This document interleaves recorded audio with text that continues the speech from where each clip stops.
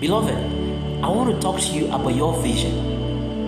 I want to talk to you about that business that you want to establish. I want to talk to you about that house that you want to build. I want to talk to you about that unique family that you want to create. Everything put together is called your vision. What is a vision? A vision, so many people define, is the ability to see beyond the physical. That's not bad, but vision comes from the Greek word optica. The word optica means to behold an image from a distant point of view. It can also has to do with the nerves that is in our hematological system, which is called the optical nerves, which enable us to see and behold image very clearly. Now, vision is important for you to be fulfilled. Remember, the reason why we exist on this planet is for us to be fulfilled. Every one of us have got a purpose, and that purpose is what pushes us to see the things that we want to accomplish, and they are called vision. I know you've got a vision because you can imagine, and imagination is a womb where creation takes place. Imagination is where we formulate our ideas, and these ideas begin to become clear, and we begin to believe them, and they can be called our vision. So, the essence of this video is to give you 3 prayer points that will enhance your journey to fulfilling those unique visions of yours. The first prayer that you want to pray is the prayer of clarity. You're going to ask God, give me the grace of clarity, because the clearer you see, the faster you could run towards the fulfillment of your vision. In Jeremiah chapter 1 verses 11 to 12, God said to Jeremiah, Jeremiah, what do you see? And Jeremiah replied, I see a branch of an olive. And God responded to Jeremiah, because you have seen clearly, I will hasten my step to perform my word concerning you. Because you have seen, it means because you have a vision. It means because you have understood the vision. Now you've given me the right to hasten my step to perform my word concerning you. So that means until you can see clearly, God is still waiting for you. So the day you see, that day you give the right to God to hasten His word to perform them concerning you. He said, because you have seen clearly, now will I hasten my step to perform my word concerning you. That means there is a word concerning you, but until you see clearly, God won't be hasty in performing His word concerning you. This is where we got a song, I believe the famine is over, and I believe fruit is on the vine, and I believe dry places are water, for there is a lot of rain, and there is a lot of rain if we believe. Because we believe that we have seen a place, then God will hasten His step to perform His word concerning us. Prayer point number 2 you want to pray for is the grace of endurance. You want to pray, God, give me the grace to endure. Give me the grace of endurance.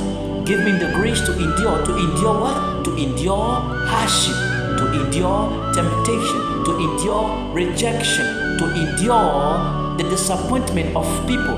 Because if you are embarking on fulfilling a great purpose, a great dream, believe me, you will be disappointed, you will be rejected, you will be misunderstood. Whatever people don't understand, they call foolish. People will misunderstand you, and they will turn you for so many things because you are on a journey that they don't understand. Because only you can see, and they cannot see, and whatever people don't see, they believe it don't exist. Remember, they say seeing is believing, and most of the time people will not see your dream, people will not see your vision. That means they are not going to believe in you. So you have to pray that God, give me the grace to endure. Now, when it comes to the grace of endurance, endurance is the middle between what God told you and the fulfillment, between your hope and realization. That space is called endurance. Remember, God anointed David to become king, but for 17 good years, David was running away from Saul, yet he was anointed, but for 17 good years he could not sit on the throne. He had to endure for 17 good years. God promised Abraham in the book of Genesis that he was going to give him a promised son. And from the time that God told him that he's going to have a son until its fulfillment, it took 25 good years. Imagine the space from having a dream, believing it's going to come to pass, until its fulfillment. It took 25 good years. Now Hannah was in that same space from the early stage of her marriage until the ending part. She never had a son. She bore Samuel in the later age of her marriage. Hannah had to endure what? Delay. So you could be in that space. You have to endure delay. God have promised you, you believe it's going to come to pass, but your present is a contradiction to what you know your future is like. I want you to pray to God for the grace of endurance. The last thing you want to pray to God for is to believe in the process. Remember, vision is for an appointed time, and the present is always difficult to take us from where we are to the vision. Remember, God will show you the vision, but He will not show you the process, because the process is the middle. If God was to show you how you're going to be disappointed, how you're going to be rejected, how you're going to be lied to, how you're going to be misunderstood, you will tell God, it is okay for me to be where am I, who am I, just let me be, I don't need this. Remember, if God was to tell Joseph that you are going to be thrown in the pit, you will be lied to by Potiphar's wife, you will have to go to prison, you will have to go through all of these things, you will have to walk from where you are to Egypt. Joseph would have said, God, this is too much, I can't bear it. You let the throne stay. So this is why you have to pray to God for the grace of endurance. You have to pray to God for the grace of clarity. Understanding is comprehension. You need to understand and comprehend every detail part of the dream so that you will not miss your dream for something else. This video is going to help you. You want to save it for later time. Number one, prayer, you need to pray for clarity. Number two, you need to pray for endurance. Number three, you need to pray to God for grace to trust the process. Thank you for watching. If this is your first time here, please follow me for more video like this. All I will do is to encourage you.